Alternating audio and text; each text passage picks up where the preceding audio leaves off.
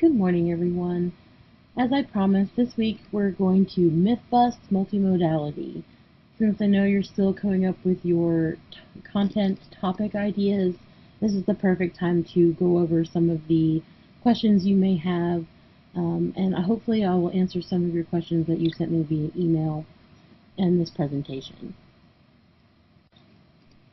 So what is multimodal composition? Essentially, it means using more than just words, and by extension just an essay, to communicate a thought, and it may include one or more modes of communication. So I've listed them here for you. If you look in the weekly folder, there are more detailed examples and information about each one. But just to kind of highlight this lecture is a multimodal project because it involves auditory and linguistic and visual modes of communication. Because you are listening to me, I have used words to communicate, and there are pictures throughout the presentation. As always, I am including information about the theory behind what we're doing in class. And this week, the giant quote that I'm not going to read to you word for word comes from Multimodal Composition, a critical source book. And it just asks us as teachers to consider why we're doing what we're doing. So why am I asking you to create a multimodal project? What is the ultimate purpose? And like we talked about earlier in the semester, I'm all about effective communication. And with that, I'm also all about making sure that what I'm having you guys do and practice and think about is going to be useful to you in the university, in your other classes, but also after you leave the university. So I want to start with what students think sometimes. Then we'll talk about what the administrators think that relates to some of your own thoughts, and then what your other teachers may think that also relates to some of the worries you may have.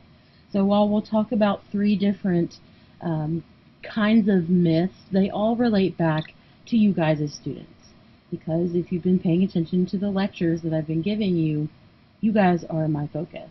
And I think it's really important for you guys to be reminded that you are at the center of what we do at the college and the university. So students sometimes think that multimodal projects means it's party time.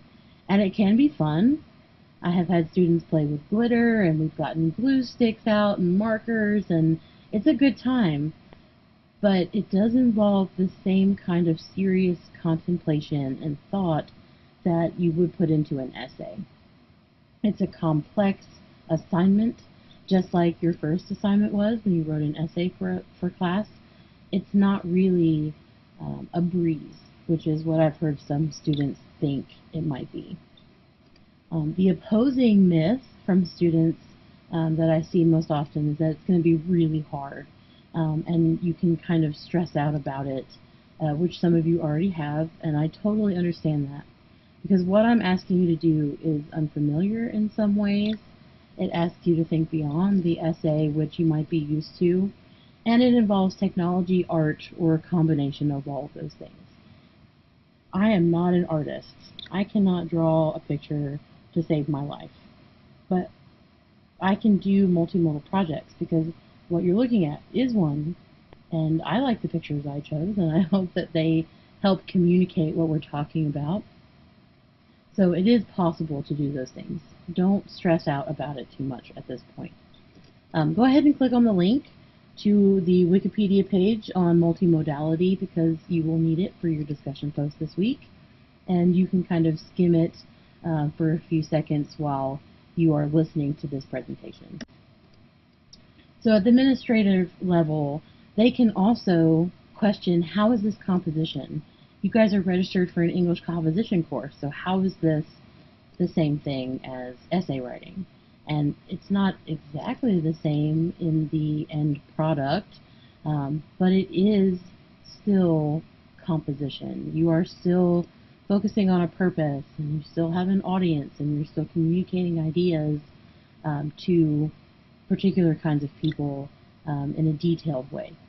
And so it's important to bust that myth because you are still engaging in English composition. You're just doing something that will be more useful to you in the workforce than your standard academic essay.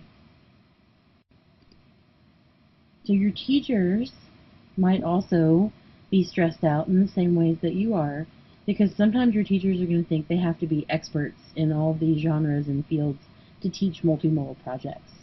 If you looked in your weekly folder already, you will have noticed that I have given you several options for what to use for your multimodal project. You can create a PowerPoint, just like I have done and what you are watching right now. You can upload it to YouTube, just like I'm doing for this lecture for you guys. You can make a Prezi if you want to. Prezis have automated options for you to play just like this, and they can be uploaded to YouTube as well. But you can also do things like create posters, right? You can make a website, you can make flyers. There are lots of options, and I'm not an expert in designing flyers, but I know how to do it. I know how to focus on a purpose and those kinds of things. So you don't have to be an expert in the mode of communication you choose, but you do have to put a lot of thought into it. Your other teachers, like you guys, might also be concerned about grading and assessment. But let me alleviate that fear for you guys because we have rubrics. Just like with the other assignments in your other units, there's a rubric for this. It's also in the weekly folder all ready for you if you want to go take a look at it. And I suggest that you pull that up quickly while I'm going through this, just so you can see what I'm talking about. You'll notice at the top of your rubric, it talks about purpose. These are the same keywords from your past rubrics. I'm still asking you to convey a specific purpose through your mode of communication. The next one is about audience, which was on your other rubrics as well. Because you have a specific audience listed on your assignment sheet that you need to address through your presentation or your poster. We still have to have good organization. Just like I told you what we would be doing in this presentation, and you use the topic sentences in your essays, you have to have good organization for your multimodal projects. It's still an important way to communicate your controlling idea or your thesis. You also need transitions. If you are going to have a presentation, it needs to flow, which is one of those words we also myth busted, so go back and review week 3. But you wouldn't want to, say, change your theme for your PowerPoint in the middle, right? That would be a jarring transition for people. And as always, you do need to have detail in your content development. So those things have not really changed. And that's probably the biggest myth to bust, is that grading and assessing these multimodal projects is somehow a lot different than we would grade an essay. In some ways, yes, it is different, but rubrics really help with that for both your teachers and for you guys, so that you understand the expectations and that they're clear from the beginning, so that you can refer back to them throughout the project. So multimodal composition is, as we've been talking about, much more than the essay. It's also fairly common. Like I mentioned before, if you've ever made a PowerPoint presentation, you've engaged in multimodality. You already know how to do that. If you've ever made a poster for something or a collage, you already know how to do some of these different modes of communication. It's also collaborative. And the classroom, you can use these multimodal projects to help each other and learn from each other with technologies. That's why you're in these groups for the entire unit, so that once you pick a mode, you'll be in a group with other people in that same mode, so that when you have questions and you don't want to ask me right away, you can talk to somebody else who's also making a Prezi or who's also working on a collage, and then you can ask me as well. And so it's a really cool way to collaborate in middle mini groups. And multimodal projects really are cool. Yes, I used cool for alliteration because you know I like doing that in my presentations. But it's true. You're still learning about genre, rhetoric, purpose, and technology.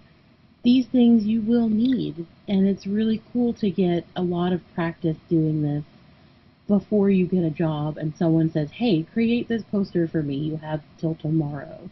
Well, now you'll know how to do something like that. Or if you ever have to give a PowerPoint presentation in another class, you'll have practice doing that. And that, to me, is pretty cool. I like to set you up for success.